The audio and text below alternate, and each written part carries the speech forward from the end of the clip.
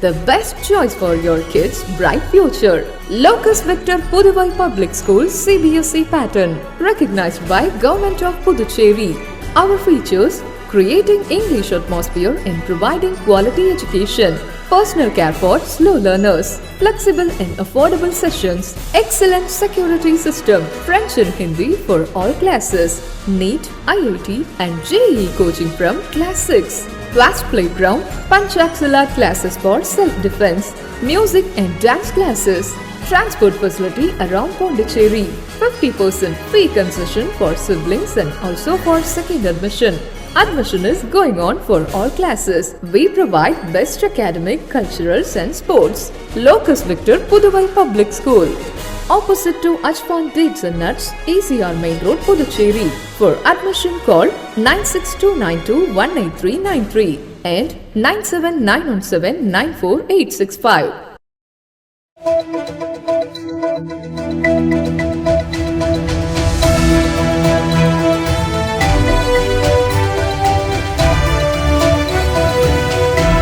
வணக்கம். சக்தி சேனலின் புதுவையின் இன்றைய நிகழ்வுகள். புதுச்சேரியில் 3 மாத இடைவெளிக்கு பிறகு வரும் ஜூலை 1ஆம் தேதி முதல் மீண்டும் விமான சேவை தொடங்க இருக்கிறது. புதுச்சேரி லாஸ்பேட்டையில் உள்ள விமான நிலையம் 2013ஆம் ஆண்டு திறக்கப்பட்டது.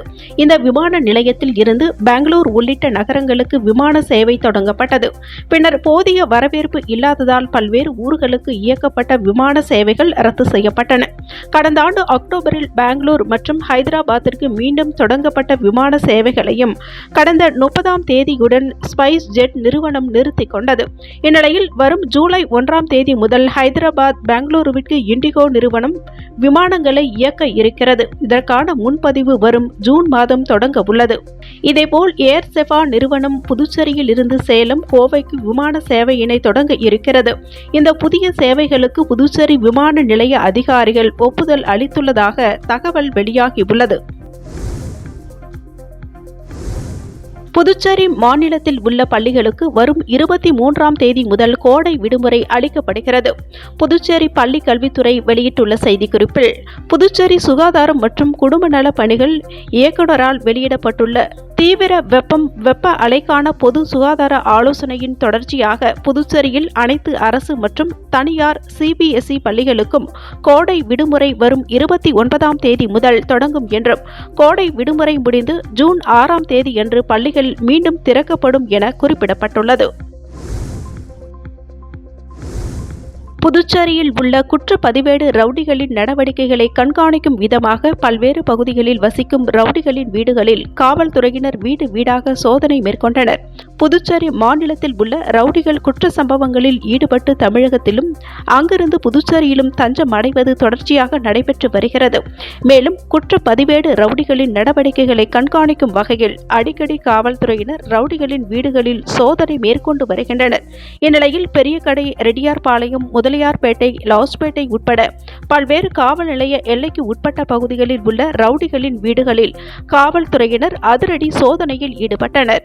சோதனையின் பொழுது தமிழகத்தில் குற்றம் செய்து தலைமறைவாக உள்ள ரவுடிகளின் வீட்டில் தங்கி உள்ளாரா, ஆயுதங்கள், வெடிகுண்டுகள், கஞ்சா உள்ளிட்ட போதைப் பொருட்கள் ஏதேனும் பதுக்கி வைக்கப்பட்டுள்ளதா, ஊருக்குள் தடை செய்யப்பட்ட ரவுடிகள் யாரேனும் தடையினை மீறி ஊருக்குள் வந்துள்ளார்களா என்பது குறித்து விசாரணை செய்து சோதனை செய்தனர்.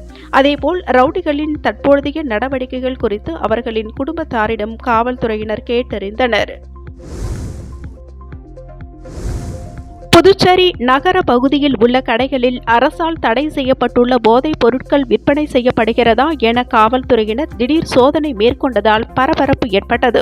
புதுச்சேரியில் கஞ்சா விற்பனை நாளுக்கு நாள் அதிகரித்து வரும் நிலையில் அரசால் தடை செய்யப்பட்டுள்ள போதைப் பொருட்களும் தங்கு தடையின்றி விற்பனை செய்யப்பட்டு வருகின்றன. இந்நிலையில் பெரியகடை காவல் நிலைய எல்லைக்கு உட்பட்ட பல்வேறு கடைகளில் இன்ஸ்பெக்டர் ஜெய்சங்கர் தலைமையிலான காவல்துறையினர் ஹான்ஸ், குட்கா போன்ற போதைப் பொருட்கள் விற்பனை செய்யப்படுகிறதா என திடீர் ஆய்வு மேற்கொண்டனர். மேலும் சட்ட விரோதமாக போதைப் பொருட்களை விற்பனை செய்தால் கடும் நடவடிக்கை எடுக்கப்படும் என வியாபாரிகளுக்கு எச்சரிக்கை விடுத்துள்ளனர். ஏலச்சீட்டு நடத்தி சுமார் 1,30,00,000 மோசடி செய்த தம்பதியினரை கைது செய்ய வலியுறுத்தி கோரிமேடு காவல் நிலையத்தை பாதிக்கப்பட்ட மக்கள் முற்றுகையிட்டதால் பரபரப்பு ஏற்பட்டது. புதுச்சேரி சிரஞ்சீவி நகரைச் சேர்ந்தவர் ரத்தினம், இவரது மனைவி முத்தம்மாள். இவர்கள் சுற்று வட்டார பகுதிகளில் உள்ள பொதுமக்களை சேர்த்து ஏலச்சீட்டு நடத்தி வந்தனர். இந்த ஏலச்சீட்டில் அப்பகுதியில் உள்ள சுமார் 80க்கும் மேற்பட்ட பொதுமக்கள் மாதம் பணம் கட்டி வந்தனர். மொத்தம் ரூபாய் 1,30,00,000 வரை பணம் கட்டியுள்ளதாக கூறப்படுகிறது.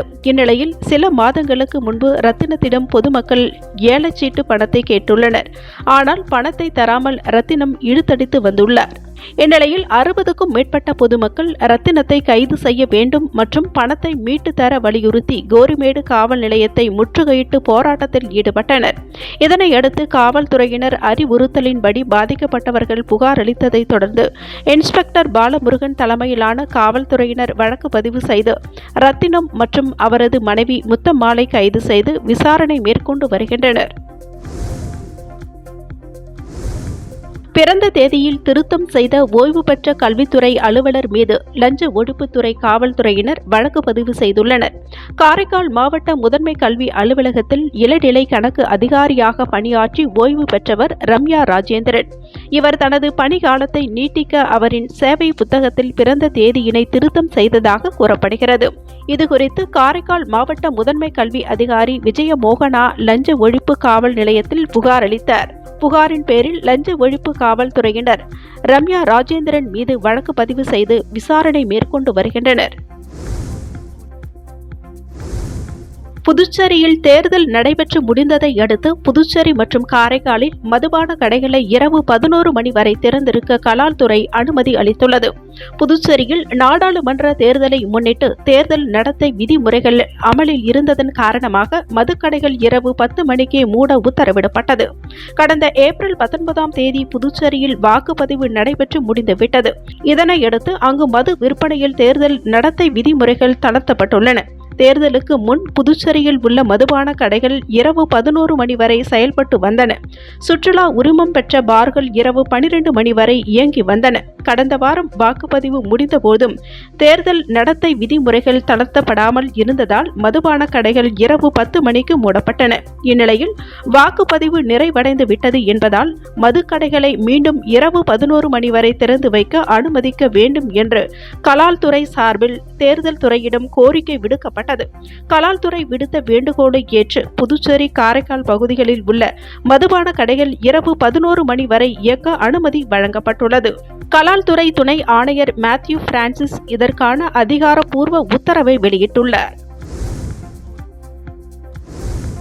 புதுச்சேரி திருபுவனை காவல் நிலையம் சார்பில் நீர்மோர் பந்தல் திறக்கப்பட்டது. புதுச்சேரியில் கடந்த சில நாட்களாக கோடை வெயிலின் தாக்கம் அதிகரித்து வருகிறது. இந்நிலையில் கோடை வெயிலில் இருந்து பொதுமக்களை பாதுகாத்துக் கொள்ள புதுச்சேரி அடுத்த திருபுவனையில் காவல்துறை சார்பில் நீர்மோர் பந்தல் திறக்கப்பட்டு பொதுமக்களுக்கு தண்ணீர் பாட்டில்கள், நீர்மோர், குளிர்ச்சி தரக்கூடிய பழ வகைகளை வழங்கி வருகின்றனர்.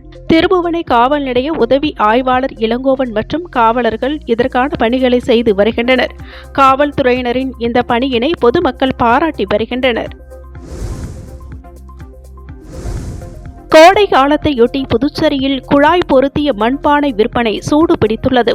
கோடை காலம் துவங்கியதும் மண்பானை மூலம் தண்ணீரை இயற்கையாக குளிர வைத்து பருகுவது வழக்கம். அந்த வகையில் தற்பொழுது கோடை காலம் தொடங்கியதால் புதுச்சேரியில் மண்பானை விற்பனை சூடு பிடித்துள்ளது. அதனுடன் ஜக்கு, குவளை போன்ற மண்பாண்ட பொருட்களும் விற்பனைக்கு வந்துள்ளன. குழாயில் பொருத்திய மண்பானை 50 முதல் 500 ரூபாய் வரையிலும், ஜக்கு போன்றவை 200 ரூபாய் வரையிலும் விற்பனை செய்யப்படுகிறது. பிளாஸ்டிக் கேன்களுக்கு மாற்றாக விற்பனைக்கு வந்துள்ள குழாய் பொருத்திய மண்பானைகள் மக்கள் மத்தியில் நல்ல வரவேற்பை பெற்றுள்ளது. புதுச்சேரி குறிஞ்சி நகர் பகுதியில் நள்ளிரவில் உலா வரும் புலி வேடமிட்ட நாய் வீடியோ வைரலாகி வருகிறது.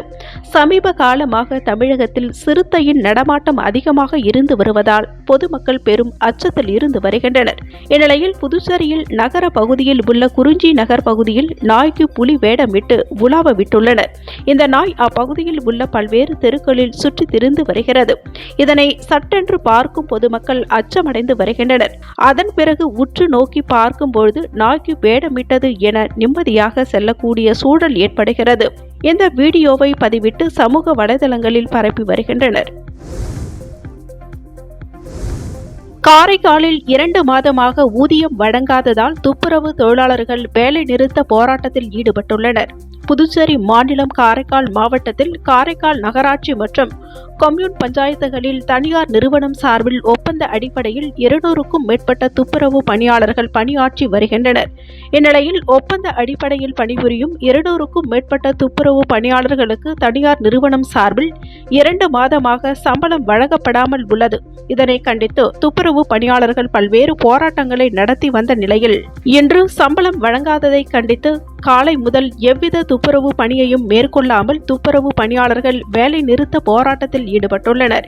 இதனால் மாவட்டத்தின் பல்வேறு பகுதிகளில் குப்பைகளை அல்லாமல் சாலைகளில் குப்பைகள் தேக்கமடைந்துள்ளது.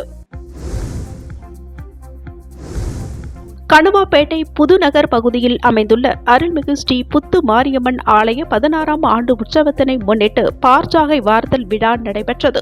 புதுச்சேரி மாநிலம் வில்லியனூர் கணுவாப்பேட்டை புதுநகர் பகுதியில் 3வது பிளாட் திருக்காஞ்சி பகுதியில் எழுந்தருளி உள்ள அருள்மிகு ஸ்ரீ புத்து மாரியம்மன் ஆலய 16ஆம் ஆண்டு உற்சவத்தினை முன்னிட்டு பார்ச்சாகை வார்த்தல் விழா நடைபெற்றது. முன்னதாக கணபதி ஹோமம், அம்மனுக்கு விசேஷ ஆராதனைகள், அதைத் தொடர்ந்து கொடியேற்றுதல் நிகழ்ச்சி போன்றவை நடைபெற்றது. இதனையடுத்து காலை கரக ஊர்வலம் நடைபெற்று அம்மனுக்கு பார்ச்சாகை வார்த்தல் விழா நடைபெற்றது. இதில் திரளான பெண்கள் கலந்து கொண்டு அம்மனுக்கு பார்ச்சாகை வார்த்து தங்களது வேண்டுதல்களை நிறைவேற்றினர். இதைத் தொடர்ந்து பாவாடை ராயனுக்கு கும்பம் கொட்டுதல் நிகழ்ச்சியும், அதனையடுத்து இரவு மின்விளக்கு அலங்காரத்துடன் சுவாமி வீதி உலா நிகழ்ச்சியும் நடைபெற்றது. இந்நிகழ்ச்சியில் திரளான பக்தர்கள் கலந்து கொண்டு சுவாமி தரிசனம் செய்தனர். விழுப்புரம் மாவட்டம் மரக்காணம் அருகே உள்ள அரியந்தாங்கல் கிராமத்தில் எழுந்தருளி இருக்கும் அருள்மிகு ஸ்ரீ விஷ்ணு துர்காம்பிகை ஆலயத்தில் 15ஆம் ஆண்டு சூரசம்ஹார விழா நடைபெற்றது. விழுப்புரம் மாவட்டம் மரக்காணம் அருகே அரியந்தாங்கல் கிராமத்தில் அமைந்துள்ள ஸ்ரீ விஷ்ணு துர்காம்பிகை ஆலயத்தில் ஆண்டுதோறும் சித்திரை பௌர்ணமி அன்று உலகில் வேறு எங்கும் இல்லாத வண்ணம் ஸ்ரீ விஷ்ணு துர்கை அம்மன் ஆலயத்தில் நடைபெறும் சூரசம்ஹார விழா நடைபெற்றது. இதில் விஷ்ணு துர்கை அம்மன், சும்பன், நிசும்பன், மகிஷாசுரன் ஆகிய 3 அரக்கர்களை வதம் செய்து கொல்லும் சூரசம்ஹாரம் நடைபெற்றது. இதில் சுற்றுப்புற பகுதிகளைச் சேர்ந்த திரளான பக்தர்கள் கலந்து கொண்டு சூரசம்ஹார நிகழ்ச்சியினை கண்டு களித்தனர். இதில் முக்கிய அம்சமாக குழந்தைகள் இல்லாத தம்பதியினர்கள் மற்றும் நீண்ட நாட்களாக திருமணமாகாத கன்னி பெண்கள் ஆகியோர்களுக்கு அம்மனின் மடியில் வைக்கப்பட்டிருந்த எலுமிச்சம் பழம் பிரசாதமாக வழங்கப்பட்டது. பழத்தை பெற்று சென்றால் குழந்தையின்மை மற்றும் திருமண தடை நீங்கும் என்று சுற்று வட்டார பகுதி மக்களால் கூறப்படுகிறது. மேலும் இந்நிகழ்ச்சியில் சிறப்பு விருந்தினர்களாக மயிலம் தொகுதியின் முன்னாள் சட்டமன்ற உறுப்பினர் மாசிலாமணி, மரக்காணம் மத்திய ஒன்றிய செயலாளர் ரவிச்சந்திரன், மரக்காணம் ஊராட்சி ஒன்றிய அவைத்தலைவர் குமார ரவிச்சந்திரன் உள்ளிட்டோர் கலந்து கொண்டனர். இந்நிகழ்ச்சியில் துர்க்கையின் சூரசம்ஹாரத்தை பொதுமக்களுக்கு சொற்பொழிவாக சீனிவாச வேணுகோபால் மற்றும் அசோகன் கோவிந்தராஜ் உள்ளிட்டோர் வழங்கினர். நிகழ்ச்சிக்கான ஏற்பாடுகளை தவத்திரு திருஞான மணிபால துர்க்கை சித்தர் மற்றும் ஆலய முதன்மை அறங்காவலர் செல்வம், ஆலய அர்ச்சகர் ஸ்ரீதர், பரணி உள்ளிட்ட நிர்வாகிகள் செய்திருந்தனர். விழுப்புரம் மாவட்டம் வானூர் அடுத்த திருவக்கரை அருள்மிகு சந்திரமௌலீஸ்வரர் திருக்கோவிலில் 50ஆம் ஆண்டு சித்திரை திருவிழாவின் இறுதி நிகழ்வாக 1008 பால்குட அபிஷேகம் நடைபெற்றது. புண்ணியம் நிறைந்த இந்த பரத கண்டத்தில் தொண்டை நாட்டு சிவத்தலங்களில் 30வது தலமாகியதும் திருஞான சம்பந்தரால் பாடப்பெற்றதுமாகிய அருள்மிகு வடிவாம்பிகை உடனுரை அருள்மிகு சந்திரமௌலீஸ்வரர் சுவாமிக்கு கடந்த 14ஆம் தேதி குரோதி ஆண்டு சித்திரை மாதம் 1ஆம் நாள் சித்திரை திருவிழாவின் தெப்ப உற்சவ விழா நடைபெற்றது. இதைத் தொடர்ந்து சித்ரா பௌர்ணமி அன்று ஜோதி தரிசனம் ஆலயத்தில் வெகு விமர்சையாக நடைபெற்றது. இதில் திரளான பக்தர்கள் கலந்து கொண்டு அம்மனை தீபம் ஏற்றி வழிபட்டனர். இதன் தொடர்ச்சியாக அம்மனுக்கு 1008 பால்குடங்களை எடுத்து பக்தர்கள் தலையில் சுமந்து ஊர்வலமாக மாட வீதிகளின் வழியே வந்தனர். பால்குட ஊர்வலம் சுந்தர விநாயகர் கோவிலில் இருந்து துவங்கி வக்கிரகாளியம்மன் கோவிலை வந்தடைந்தது. பின்னர் பக்தர்கள் கொண்டு வந்த பாலால் மூலவர் வக்கிரகாளி அம்மனுக்கு அபிஷேகம் செய்யப்பட்டது. இதில் ஏராளமான பக்தர்கள் கலந்து கொண்டு சுவாமி தரிசனம் செய்தனர். விழுப்புரம் மாவட்டம் திண்டிவனம் அடுத்த முன்னூர் கிராமத்தில் அமைந்துள்ள அருள்மிகு ஸ்ரீ ஓம் சக்தி அங்காளம்மன் சித்தர் பீடத்தில் 4ஆம் ஆண்டு பால்குட துவக்க விழா வெகு விமர்சையாக நடைபெற்றது. விழுப்புரம் மாவட்டம் திண்டிவனம் அடுத்த முன்னூர் கிராமத்தில் அமைந்துள்ள அருள்மிகு ஸ்ரீ ஓம் சக்தி அங்காளம்மன் சித்தர் பீடத்தில் 4ஆம் ஆண்டு பால்குட துவக்க விழா நடைபெற்றது. இதற்காக காலை முதலே கோபூஜை, சண்டி ஹோமம் உள்ளிட்ட சிறப்பு பூஜைகள் நடைபெற்றது. அதைத் தொடர்ந்து விழாவின் முக்கிய நிகழ்வான பால்குடம் எடுத்தல் நிகழ்ச்சியில் முன்னூர் கிராம குளக்கரையில் இருந்து சக்தி கரகம் ஜோடிக்கப்பட்டு 100க்கும் மேற்பட்ட பக்தர்கள் கலந்து கொண்டு பால்குடம் எடுத்து கிராமத்தின் முக்கிய வீதிகள் வழியாக வந்து அங்காளம்மனுக்கு நேர்த்திக்கடன் செலுத்தினர். இந்நிகழ்ச்சிக்கான அனைத்து ஏற்பாடுகளையும் தனியார் டிரஸ்ட் நிறுவனர் நவீன்குமார் அடிகள் செய்திருந்தார். மேலும் இந்த விழாவில் சுற்று வட்டார கிராமங்களில் இருந்து 500க்கும் மேற்பட்ட பொதுமக்கள் மற்றும் பக்த கோடிகள் கலந்து கொண்டனர். மேலும் இந்த நிகழ்ச்சியில் சிறப்பு விருந்தினர்களாக செஞ்சி டிஎஸ்பி மற்றும் திண்டிவனம் டிஎஸ்பி ஆகியோர் கலந்து கொண்டு சிறப்பித்து வைத்தனர். மேட்லி சந்திப்பு தெற்கு உஸ்மான் சாலை முதல் வடக்கு உஸ்மான் சாலை வரை மேம்பாலம் கட்டுமான பணி துவங்க உள்ளதால் 2024 ஏப்ரல் 27ஆம் தேதி முதல் 2025 ஏப்ரல் 26ஆம் தேதி வரை ஒரு வருடத்திற்கு போக்குவரத்து மாற்று பாதைகளில் செயல்படுத்தப்படும் என்று சென்னை பெருநகர போக்குவரத்து காவல்துறை தெரிவித்துள்ளது. கிழக்கு ஆப்பிரிக்கா நாடான கென்யாவில் பெய்து வரும் கனமழை மற்றும் வெள்ளத்தில் சிக்கி 38 பேர் உயிரிழந்திருப்பதாக தகவல்கள் வெளியாகியுள்ளது. மேலும் இந்த கனமழையினால் கென்யா முழுவதும் வெள்ளக்காடாக காட்சியளிக்கிறது. கிழக்கு ஆப்பிரிக்கா நாடான கென்யாவில் கடந்த மாதம் முதலாக கனமழை பெய்து வருகிறது. கடந்த வாரம் பெய்த கனமழையினால் பலர் தண்ணீரில் அடித்துச் செல்லப்பட்டனர். ஆப்பிரிக்க நாடுகளில் பெய்து வரும் கனமழையினால் இயல்பு வாழ்க்கையும் பாதிக்கப்பட்டுள்ளது. தெருக்களில் மழைநீர் பெருக்கெடுத்து ஓடுவதால் நகரின் சில பகுதிகள் துண்டிக்கப்பட்டுள்ளன. கனமழையினால் நாடு முழுவதும் 23 மாவட்டங்கள் பாதிக்கப்பட்டுள்ளன.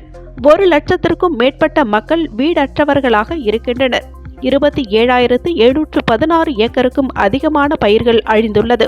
சுமார் 5,000 கால்நடைகள் உயிரிழந்துள்ளதாக தகவல்கள் வெளியாகியுள்ளது.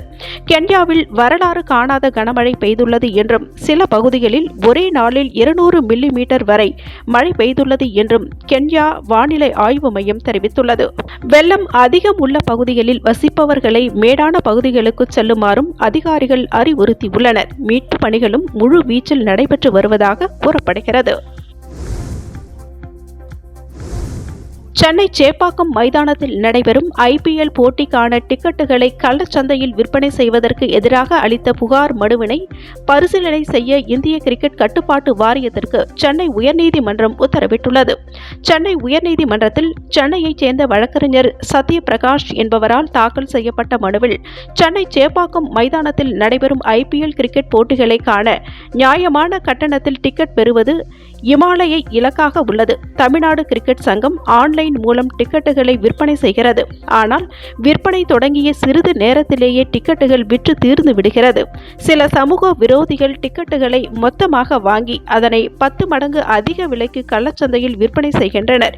இதனால் குறைந்த கட்டண டிக்கெட்டுகள் கூட 14,000 முதல் 16,000 வரை விற்பனை செய்யப்படுகிறது. டிக்கெட்டுகளை வாங்கி அதிக விலைக்கு விற்பதன் பின்னணியில் மாஃபியா கும்பல் இயங்கி வருகிறது. இத்துடன் சக்தி சேனலின் புதுவையின் இன்றைய நிகழ்வுகள் முடிவடைகின்றன. வணக்கம். உங்கள் சக்தி சேனலின் புதுவையின் அன்றாட நிகழ்வுகளை உடனுக்குடன் தெரிந்து கொள்ள சக்தி சேனல் புதுச்சேரி யூடியூப் சேனலை சப்ஸ்கிரைப் செய்து கொள்ளுங்கள். மறக்காமல் பெல் பட்டனையும் கிளிக் பண்ணுங்க, ஷேர் பண்ணுங்க, லைக் பண்ணுங்க. உங்கள் சக்தி சேனல்.